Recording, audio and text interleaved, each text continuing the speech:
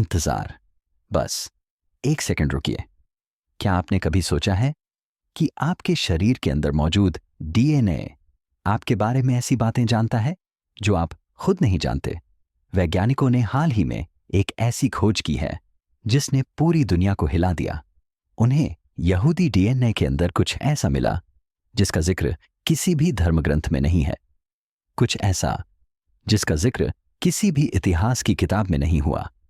और सच कहूं तो जब मैंने पहली बार इसके बारे में पढ़ा तो मैं उस पूरी रात सो नहीं पाया, क्योंकि इसका मतलब यह है कि पृथ्वी की सबसे प्राचीन सभ्यताओं में से एक के बारे में हम जो कुछ भी जानते थे वह सब गलत है। और आज मैं आपको पूरी कहानी सुनाने जा रहा हूं, बिल्कुल शुरुआत से। और एक बार जब आप इसे सुन लेंगे तो आप फिर कभी पहले की तरह नहीं सोचेंगे। लेकिन इससे पहले कि हम आगे बढ़ें, मेरा एक छोटा सा काम कर दीजिए। अगर आपको यह वीडियो उपयोगी लगा हो तो अभी सब्सक्राइब बटन दबाएं। मैं हर हफ्ते इसी तरह का कंटेंट डालता हूं, ऐसा कंटेंट जो सचमुच दुनिया को देखने का आपका नजरिया बदल देता है। और अगर आप सब्सक्राइब नहीं करेंगे तो आप ऐसे वीडियो देखने से चूक जाएंगे जिनके बारे में आपको पता भी नहीं था। तो सब्सक्राइब करें, बेल आइकन दबाएं। और अब चलिए इस रहस्य की तह तक चलते हैं। हजारों वर्षों तक एक ही कहानी का बोलबाला रहा। यहूदी लोगों को बताया गया था कि उनका इतिहास एक सीधी रेखा में चलता है, अब्राहम से लेकर मूसा तक, निर्वासन से होते हुए आधुनिक दुनिया तक। एक वंश, एक मार्ग, एक वादा किया हुआ देश। लेकिन डीएनए शास्त्रों का अनुसरण नहीं करता। जब वैज्ञानिकों ने यहूदी जीनोम का मानचित्रण शुरू किया तो कुछ अजीबोगरीब चीज सामने आई। हेलिक्स के भीतर गहराई में कुछ एक दरार, एक ऐसा पैटर्न जो वहां नहीं होना चाहिए था। कुछ आनुवंशिक संकेतकों ने ठीक उसी ओर इशारा किया जिसकी आप उम्मीद कर रहे थे। लेवांत, मध्य पूर्व, सेमेटिक मूल, एकदम सही। लेकिन बाकी, उन्होंने किसी बिल्कुल अलग जगह की ओर इशारा किया, उन भूमियों की ओर जहां अब्राहम ने कभी कदम नहीं रखा था। यह कोई मामूली गड़बड़ी नहीं थी, यह एक गुप्त संकेत था जो कोड के अंदर से ही आ रहा था। और इसने एक परेशान करने वाला सवाल खड़ा कर दिया। क्या होगा अगर इतिहास पत्थर की शिलाओं पर नहीं लिखा हो बल्कि हमारे खून में बसा हो? अब अगला भाग थोड़ा अजीब लग सकता है, लेकिन मेरे साथ बने रहिए। वैज्ञानिकों ने यहूदी पुरुषों के वाई क्रोमोसोम को अलग किया। वाई क्रोमोसोम डीएनए का वह हिस्सा है जो केवल पिता से पुत्र में जाता है। कोई मिश्रण नहीं, कोई मेल मिलाप नहीं, शुद्ध द सीधी वंशावली जो सीधे आपके पूर्वजों तक जाती है। उन्हें एक ही मूल स्रोत मिलने की उम्मीद थी, एक ही जड़ जो समय के साथ धीरे धीरे फैलती जाए। और उन्हें असल में जो मिला वो तीन थे, तीन बिल्कुल अलग अलग पैतृक वंश। प्रत्येक वंश एक बिल्कुल अलग प्राचीन दुनिया से जुड़ा हुआ है। इनमें से दो, हैप्लोग्रुप जे और ई, बिल्कुल तर्कसंगत थे।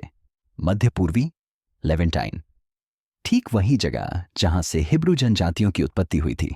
लेकिन तीसरा वाला, हैप्लोग्रुप R1A, यह वंश जॉर्डन नदी से नहीं आया था। यह पूर्वी यूरोप के विशाल मैदानों से आया था। यह स्लाविक आबादी, इंडो यूरोपीय जनजातियों और प्राचीन योद्धा संस्कृतियों में पाया जाता है। आनुवंशिक दृष्टि से देखा जाए तो इसका यहूदी डीएनए में होना बिल्कुल भी उचित नहीं था। और फिर भी यह मौजूद था, बड़ी संख्या में, खासकर अश्केनाजी यहूदी पुरुषों के बीच। यह किसी मामूली ब्लॉग में प्रकाशित नहीं हुआ था। इसकी पुष्टि नेचर पत्रिका में हुई थी, PLOS जेनेटिक्स में, प्रमुख यूरोपीय जीनोम परियोजनाओं में। बार बार R1A सिग्नल कोई गलती नहीं थी। यह एक नींव थी। एक ही जड़ से तीन तने बढ़ने की कोशिश कर रहे हैं। तो सवाल यह बन गया, R1A कहां से आया और ये पूर्वज कौन थे जो आनुवंशिक कोड के अंदर छिपे हुए थे? और यहीं पर एक बहुत पुरानी, बहुत विवादास्पद थ्योरी फिर से जीवित हो उठी। एक ऐसा सिद्धांत जिसे दशकों से खारिज किया जा रहा था, लेकिन अब उसके दांत थे।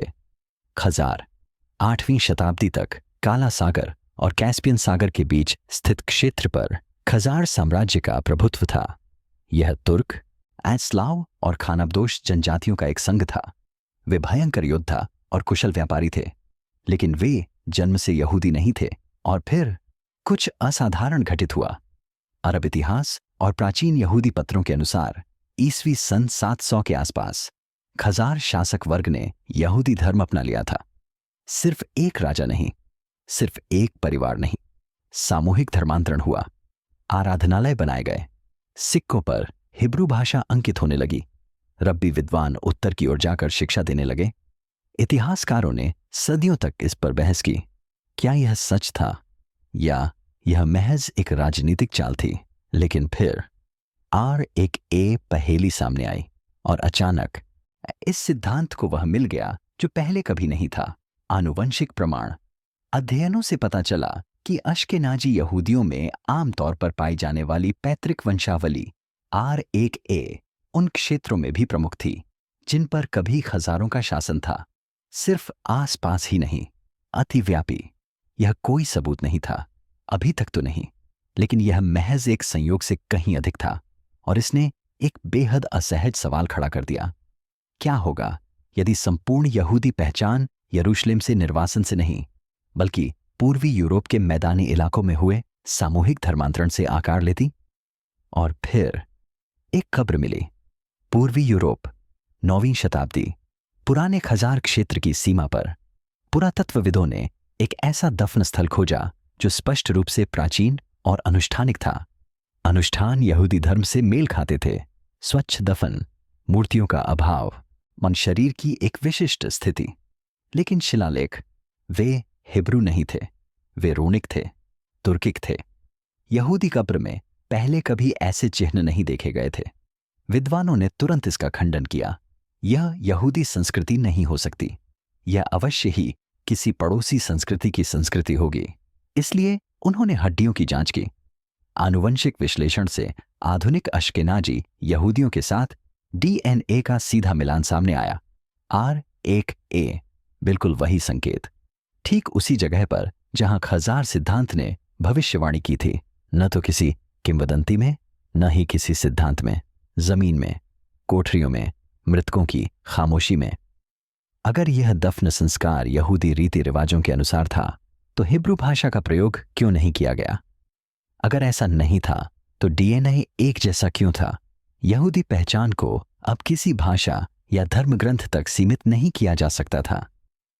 यह कुछ अधिक गतिशील, अधिक मार्मिक बन गई, एक ऐसी स्मृति जो न केवल किताबों में बल्कि लोगों के दिलों में भी बसी हुई थी।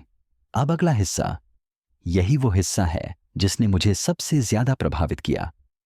यहूदी पहचान हमेशा से मां के माध्यम से ही पीढ़ी दर पीढ़ी हस्तांतरित होती रही है, हमेशा से।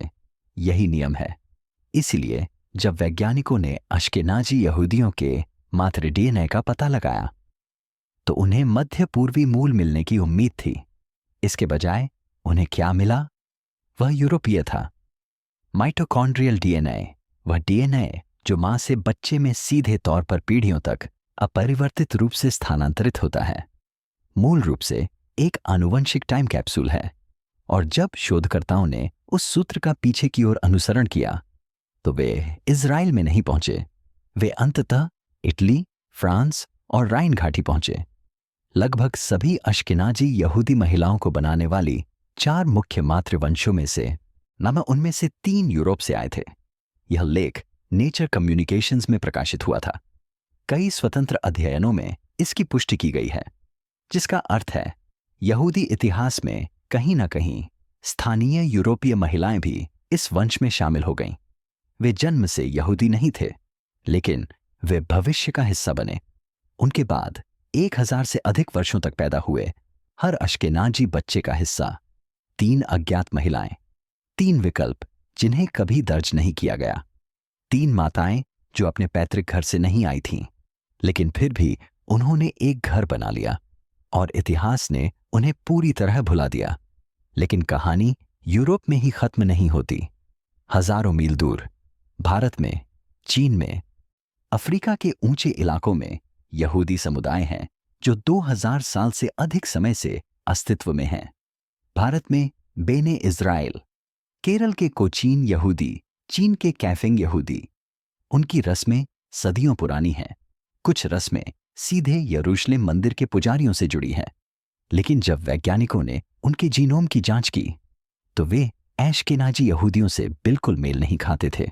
कोई साझा अवरोध नहीं, कोई R1A संकेत नहीं, कोई यूरोपीय मातृ हैप्लोसमूह नहीं। अश्केनाजी जगत के लिए वे आनुवंशिक रूप से अजनबी थे, लेकिन अपने लिए वे यहूदी थे।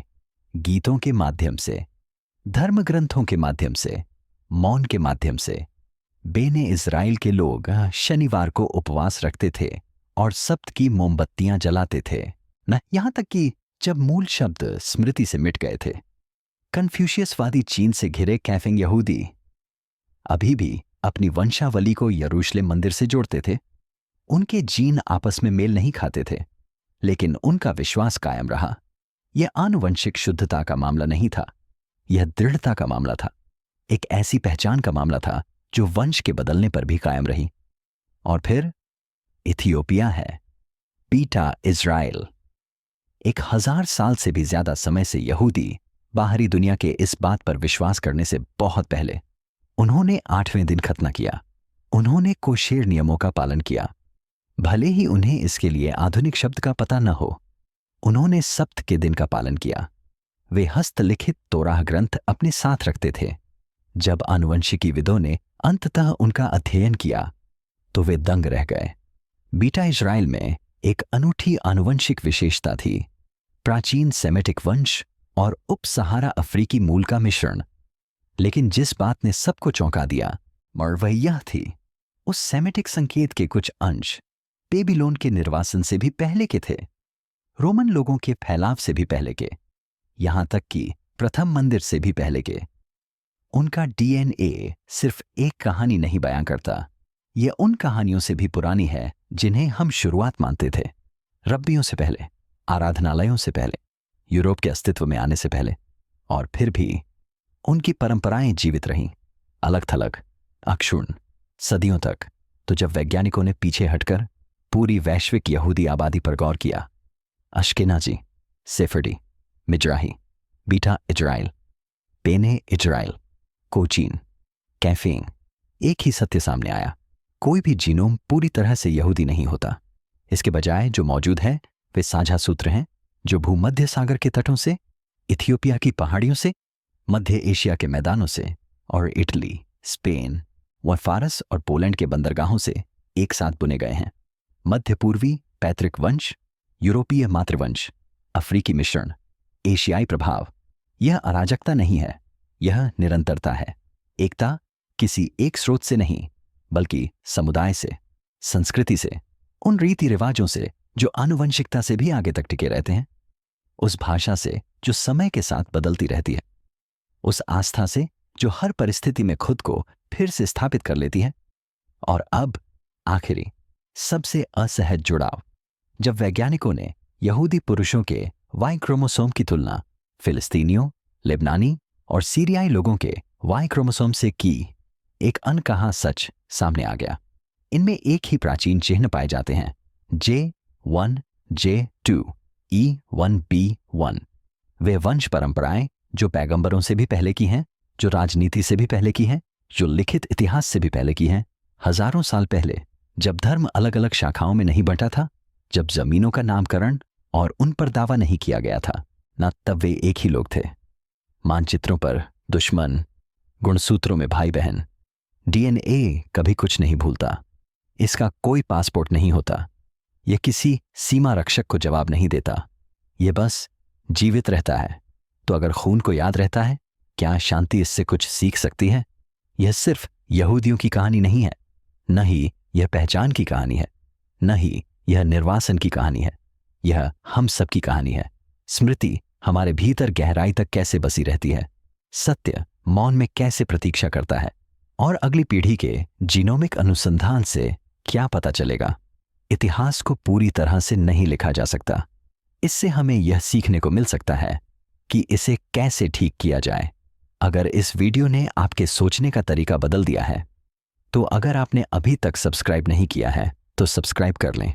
इस चैनल पर एक और वीडियो है जो आपको उतना ही हैरान कर देगा जितना इसने किया। अपना ख्याल रखना, जिज्ञासु बने रहना।